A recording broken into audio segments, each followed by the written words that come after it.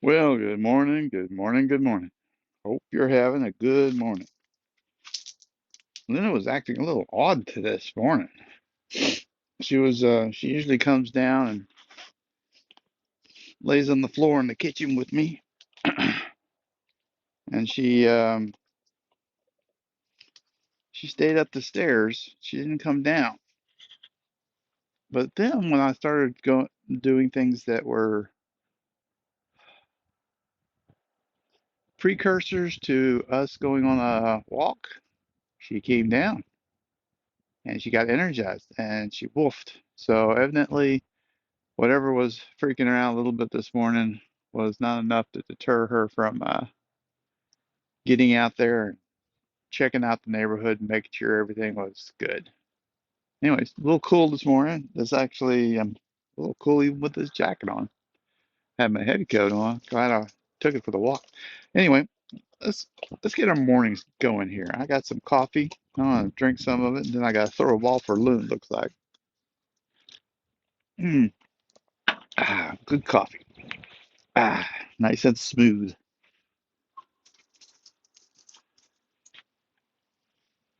Southern pecan, kind of a medium roast, very smooth, not no bitterness to it at all.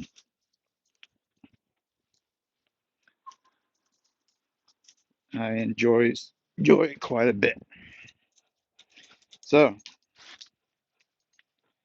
yesterday I talked about loss and how loss can foreshadow our lives and make us ignore things that were good things to happen and opportunities we might ignore because of the fear of loss.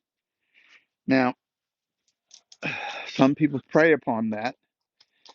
I should say that that's there's a loss of when you straight up lose something. Hold on. Let me just back up a second.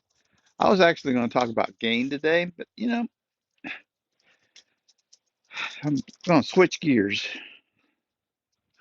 Let's to continue with loss. So yesterday I was explaining how things that made you think of loss was, you had something and you would lose it. There is another form of loss. It's common in people that swindle you and uh, get you to invest in things and right now cryptocurrencies and stuff like that. The loss there is not you losing your current money, it's that you are losing out on a huge opportunity, which is a little different from what we talked about yesterday.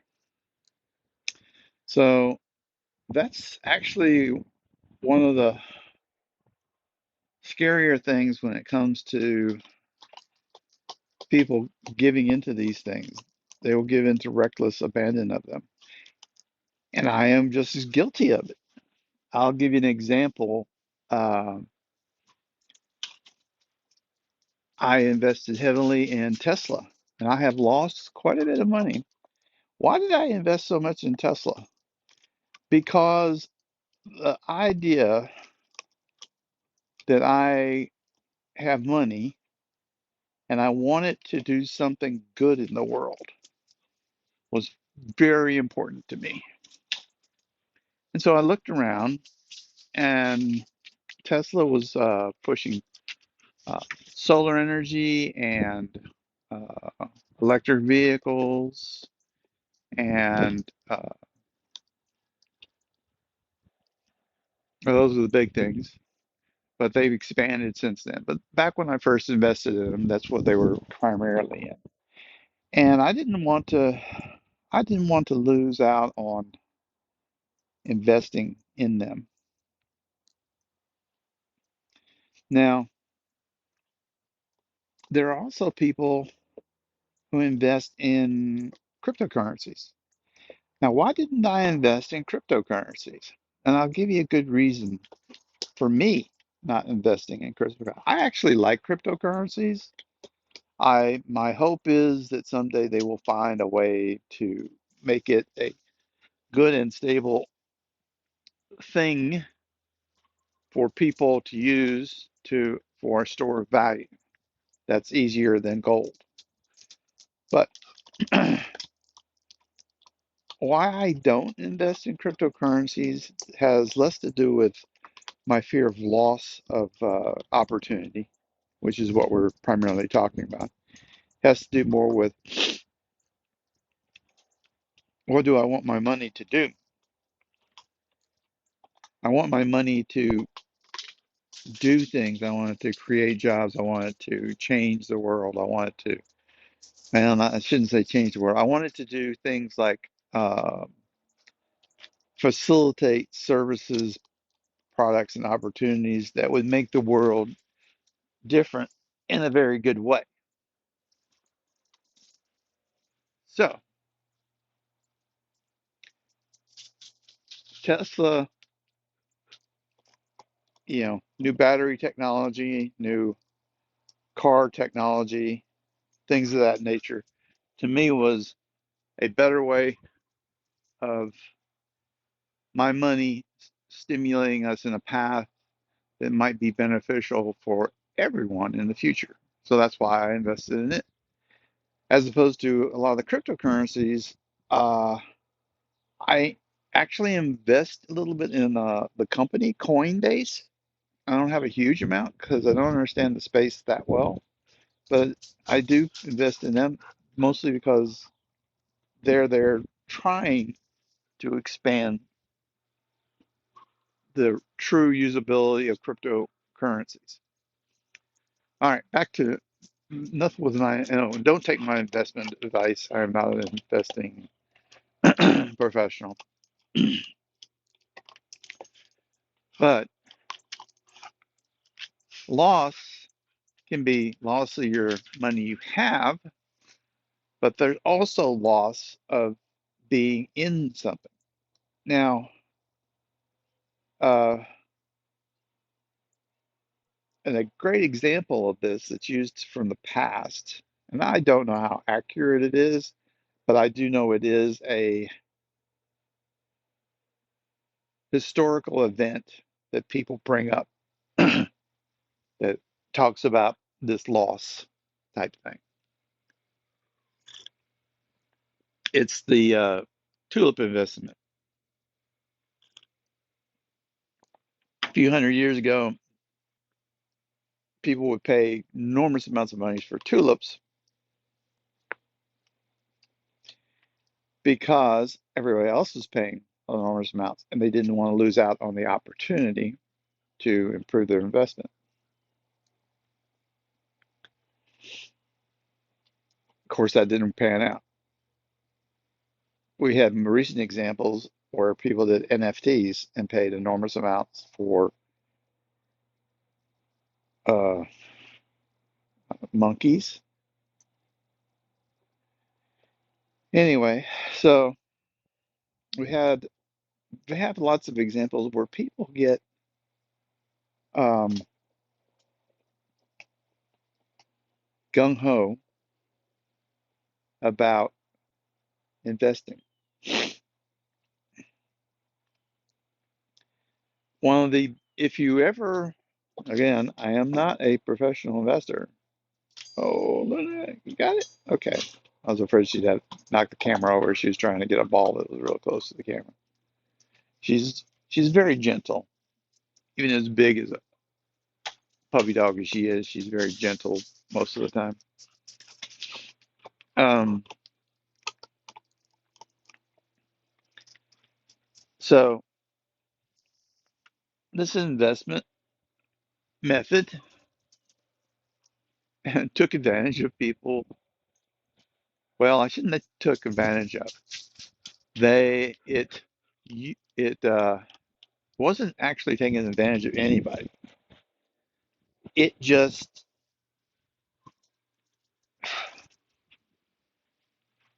it knew people were going to do this. And since people do this, here's how you can make money off of them because they're doing it. if that makes sense. So what this investment strategy would do is it would look for big news. So you don't know when a big event will happen. Well, unless you do insider trading or something like that. But I'm not talking about that. I'm talking about us normal people. So all of a sudden there's an announcement. Yeah, yeah, we actually sold 20% more, and we're looks like we'll be doing that again next year. That announcement makes a stock go pop, pops. You and I don't know about that. Now you could say that I think they are, or I think they're not. That's kind of a gamble.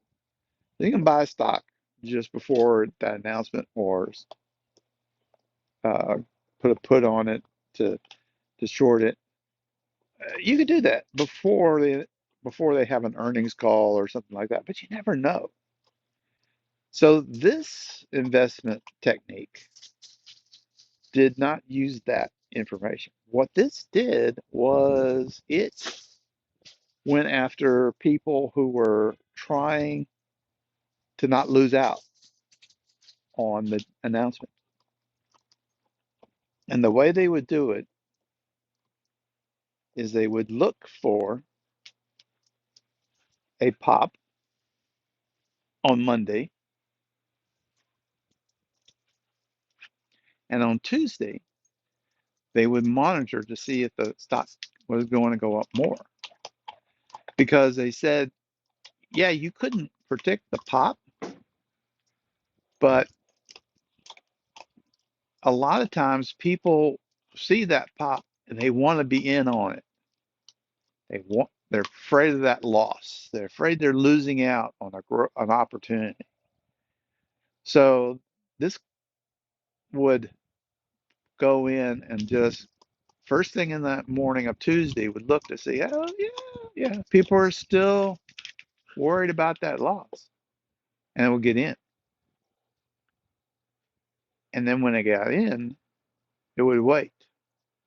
There was a lot of other little techniques to it.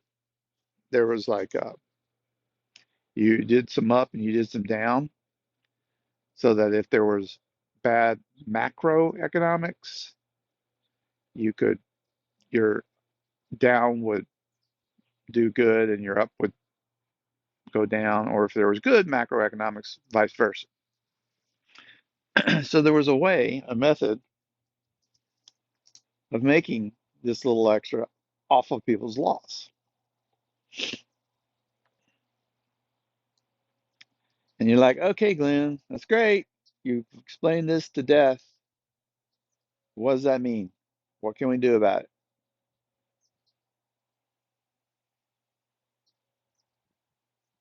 I don't know. Being wanting to be on the ride is a fun and natural thing. And I know way too many people that avoid the ride because they overthink it. My biggest suggestion is when you do these things, they should not be significant. My One of the guys financial advisors that I've watched and listened to, his name's Chicken Genius. He's a really nice guy from Singapore, and I agree with one of the things that he often refers to. He says, "I have a don't touch fund, which is 95% of my money. That don't touch fund is not based on these little fun things." And he does fun things. He tries a couple of cryptos. He's done a couple of uh,